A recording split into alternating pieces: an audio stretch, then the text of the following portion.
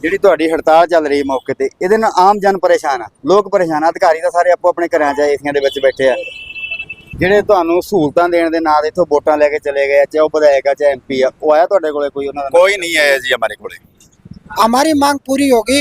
हम पिछली बार की तरह भी इस बार भी पूरे शहर को 4 घंटे के अंदर साफ सुथरा कर देंगे। ਸਤਿ ਸ਼੍ਰੀ ਅਕਾਲ ਦੋਸਤੋ, ਤੁਸੀਂ ਦੇਖ ਰਹੇ ਹੋ ਆਜ਼ਾਦ ਆਵਾਜ਼। ਮੈਂ ਪ੍ਰਦੀਪ ਧੁੰਨਾ ਦੇਵੀਲਾਲ ਚੌਂਕ ਦੇ ਵਿੱਚ ਖੜੇ ਆ, ਜਿਹੜਾ ਸਭ ਤੋਂ ਮਸ਼ਹੂਰ ਚੌਂਕ ਸੀਗਾ, ਪਰ ਅੱਜ ਕਿਤੇ ਨਾ ਕਿਤੇ ਉਹ ਨਮੋਸ਼ੀ ਦਾ ਕਾਰਨ ਬਣਿਆ ਹੋਇਆ। ਕਾਰਨ ਵੀ ਤਾਂ ਬਣਿਆ ਕਿਉਂਕਿ ਗੰਦਗੀ ਦੇ ਢੇਰ ਲੱਗੇ ਆ।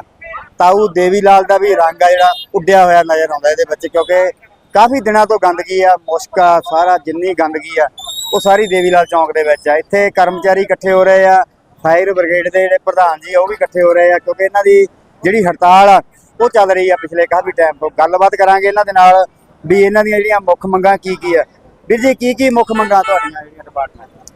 सर हमारी मुख्य मांगे तो हमारी फायर की तो ये थी, दो हमारे कर्मचारी शहीद हुए थे, उनका कुछ नहीं किया है, वादों से सरकार मुकर रही है। सफाई कर्मचारी और फायर ब्रिगेड के पक्के कर्मचारियों का समझौता हुआ था, जो भी हमारी मांगे थी 16 मांगों पर समझौता हुआ था, वो सरकार लागू नहीं कर रही है। सरकार ने हमें 30 जून का टाइम दिया था, उसके अंदर हमने 2 महीने का टाइम सरकार को 1 महीने का और दे दिया। उसके बाद में हमने ये हड़ताल की है। ये हमारी मजबूरी है, हमें भी पता है ये कूड़े करकट से बीमारियां फैलती है। पहले भी हमने आमजन से सहयोग किया था, हमारा साथ दिया, पूरे बाजार ने दिया, पूरे आमजन ने दिया, महासंगठनों ने दिया, सारे जितने संगठन थे उन्होंने हमारा सहयोग किया था। फिर उनकी बात मान के हमने 37 दिन की हमारी हड़ताल थी, 13 दिन की नगर पालिका की हड़ताल थी। फिर समझौता हुआ, सरकार बार बार हमें टरकाने का काम कर रही है। ਜਿਹੜੇ ਤੁਹਾਨੂੰ ਸਹੂਲਤਾਂ ਦੇਣ ਦੇ ਨਾਂ ਤੇ ਇੱਥੋਂ ਵੋਟਾਂ ਲੈ ਕੇ ਚਲੇ ਗਏ ਆ, ਚਾਹੇ ਉਹ ਵਿਧਾਇਕ ਆ ਚਾਹੇ MP ਆ, ਉਹ ਆਇਆ ਤੁਹਾਡੇ ਕੋਲੇ ਕੋਈ ਉਹਨਾਂ ਦਾ? कोई नहीं आया जी हमारे को, एक भी कोई नुमाइंदा नहीं आया सरकार का हमारे पास भी हम कोई आपका आवाज़ उठाएंगे जाएंगे, कोई नहीं आया। ਸਾਡੇ ਨਾਲ ਸਫਾਈ ਕਰਮਚਾਰੀਆਂ ਦੇ ਪ੍ਰਧਾਨ ਜੀ, ਇਹਨਾਂ ਦੇ ਨਾਲ ਗੱਲਬਾਤ ਕਰਾਂਗੇ। ਵੀ ਜੀ, ਕੀ ਲੱਗਦਾ ਵੀ ਇਹ ਹੜਤਾਲ ਆ ਜਿਹੜੀ ਤੁਸੀਂ ਖਤਮ ਕਰੋਗੇ ਕਿ ਨਹੀਂ? जब तक हमारा कोई भी मांग या मुद्दा या हमारे जितने भी जो 17 मांगे मानी गई थी, उनमें से अगर एक भी 17 की 17 मांग हमारी मानते हैं सरकार, तो हमें हड़ताल अभी को उठाने को तैयार है। नहीं तो हम इस आंदोलन को और तीखा और तेज करेंगे। ਜਿਹੜੀ ਤੁਹਾਡੀ ਹੜਤਾਲ ਚੱਲ ਰਹੀ ਮੌਕੇ ਤੇ ਇਹਦੇ ਨਾਲ ਆਮ ਜਨ ਪਰੇਸ਼ਾਨ ਆ, ਲੋਕ ਪਰੇਸ਼ਾਨ ਆ, ਅਧਿਕਾਰੀ ਤਾਂ ਸਾਰੇ ਆਪੋ ਆਪਣੇ ਘਰਾਂ 'ਚ ਏਸੀਆਂ ਦੇ ਵਿੱਚ ਬੈਠੇ ਆ। हम आम जन से और शहरवासियों से यही अपील करते हैं कि पिछली बार की तरह भी इस बार भी हमारे को पूरा सहयोग करें, ताकि हम अपनी मांगे सरकार से मनवा सके। और जिस दिन हमारी मांग पूरी होगी, हम पिछली बार की तरह भी इस बार भी पूरे शहर को 4 घंटे के अंदर साफ सुथरा कर देंगे। किसी भी शहरवासियों को, आम जन को कोई भी दिक्कत नहीं होने देंगे। ਕੀ ਕਹਿਣਾ ਚਾਹੋਗੇ ਤੁਹਾਨੂੰ ਵੀਰ, ਬਾਜ਼ਾਰ ਦੇ ਹਾਲਾਤ ਦੇਖ ਕੇ ਵੀ ਜਿਹੜੀਆਂ ਇਹਨਾਂ ਦੀਆਂ ਮੰਗਾਂ ਜਾਇਜ਼ ਆ, ਉਹ ਸਰਕਾਰ क्यों नहीं ਮੰਨਦੀ? देखो, सबसे पहले तो आपका धन्यवाद, क्योंकि आप देश के चौथे स्तंभ हो। आपके माध्यम से ही जो पहुंचनी है बात जनता तक, मीडिया तक, मीडियम के माध्यम से पहुंचेगी।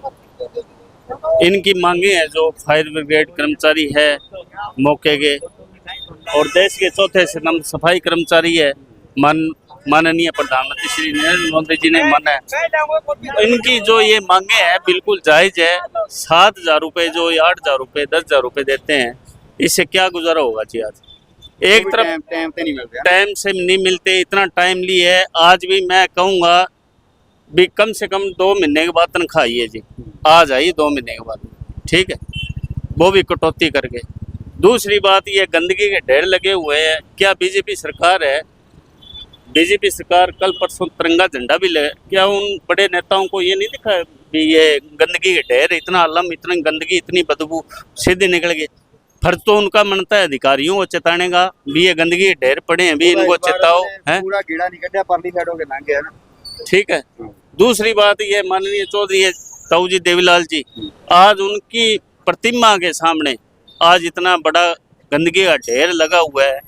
मैं कहना चाहूँगा भी सरकार से, या जो भी सरकारी कर्मचारी, अधिकारी, प्रशासनिक अधिकारी है, क्या उनको ये दिखा नहीं भी कम से कम प्रशासनिक अधिकारी जो बात पहुँचाएंगे सरकार तक, तभी इनकी तो कोई सुनता नहीं आम लोगों की। इनकी सुनता तो ये 10 दिन हो गए, आम जनता की तो कोई सुनता ही नहीं जी। जो मेरे हाथ जोड़ के विनती है प्रशासनिक अधिकारियों से, आप जनता तक मतलब सरकार तक अपनी ये बात पहुंचाओ ताकि इनका भला हो सके। धन्यवाद।